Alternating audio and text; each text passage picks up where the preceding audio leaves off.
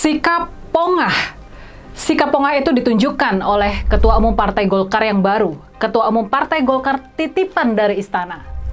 Dia menyebut, ya walaupun nggak menyebut nama, tapi kita semua paham lah maksudnya. Dengan kepongahan yang memang sudah jadi ciri khasnya, dia menyebut Pak Jokowi sebagai Raja Jawa. Dan tanpa dia sadari, tanpa disadari oleh sang Ketua Umum sendiri, tanpa dia sadari, maka semakin muaklah kita semua. Semakin muaklah rakyat sama si Raja Jawa tersebut. Dan mungkin di dalam hati kebanyakan kader Partai Golkar yang hadir di acara pidato perdana sang Ketua Umum tadi, di hati dari kebanyakan kader itu, perasaan muak juga menyeruak. Menyeruak, tapi disimpan dalam-dalam di dalam hati. Mulut mereka tetap tertawa, tangan mereka tetap bertepuk tangan. Tapinya di hati mereka, kesedihan dan kegusaran berdentum-dentum. Bagaimana mungkin partai yang besar dan semula sangat mereka banggakan ini ternyata bisa dibegal dengan begitu saja oleh si tukang kayu, si Pinocchio Jawa.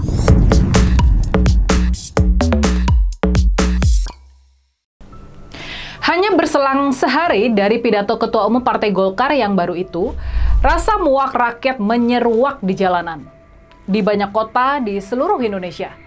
Rasa muak atas sikap bermuka dua dari si Raja Jawa yang sangat dibanggakan oleh si Ketua Umum tadi. Pembegalan keputusan Mahkamah Konstitusi oleh Badan Legislatif DPR RI benar-benar sudah meledakkan semua amarah dan rasa muak tersebut. Tidak hanya para mahasiswa yang kali ini benar-benar turun ke jalan secara berduyun-duyun, tapi juga para selebritas ikut muncul, memberi semangat dan mencoba menularkan semangat perlawanan. Pesan-pesan saling menyemangati pun bertebaran di media sosial dan grup-grup WhatsApp.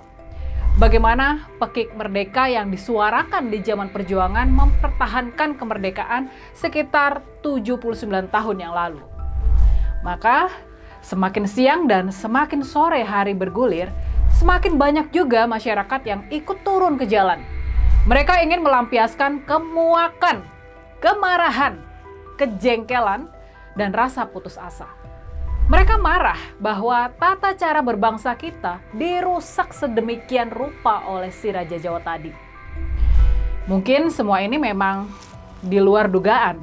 Ini bahkan di luar dugaan mereka-mereka yang turun ke jalan sendiri, yang berdemonstrasi di hari Kamis itu. Ini juga mengagetkan sang Ketua Umum baru dari Partai Golkar, para anggota DPR RI, dan juga sang Raja Jawa yang pastinya memperhatikan semua perubahan situasi ini dengan seksama dari istananya. Memang dalam melakukan kerakusan kekuasaan seperti ini, memang kita semua sudah tahu bagaimana sebetulnya jalan cerita ini bakal berujung. Dari kekuasaan muncul kerakusan. Dari kerakusan muncul kepongahan, muncul kesombongan. Maka hati orang-orang pun mulai tersakiti. Kekuasaan menjadi keropos. Sampai kemudian pada akhirnya semuanya meledak. Semua kemuakan dan amarah meledak dengan sekuat-kuatnya. Dan hati-hati yang tersakiti, hati-hati yang semula takut, hati-hati yang semula ciut, mereka pun mulai berubah. Awalnya mereka tertawa kecil di dalam hati melihat si Raja Jawa mulai mendapat perlawanan. Mereka lalu tersenyum melihat gelombang perlawanan semakin membesar. Lalu secara perlahan, rasa keberanian itu muncul. Dan pada akhirnya, mereka akan berani ikut melawan sang penguasa yang sombong itu. Begitulah, sejarah selalu berulang.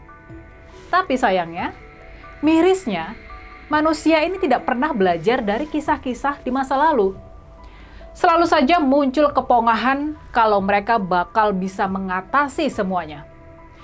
Padahal, kalau saja mereka menyadari, yang mereka lawan adalah hukum sejarah. Yang mereka lawan adalah hukum alam. Yang mereka lawan adalah hukum Tuhan. Tidak ada kerakusan dan kepongahan yang bisa selamanya menguasai dunia.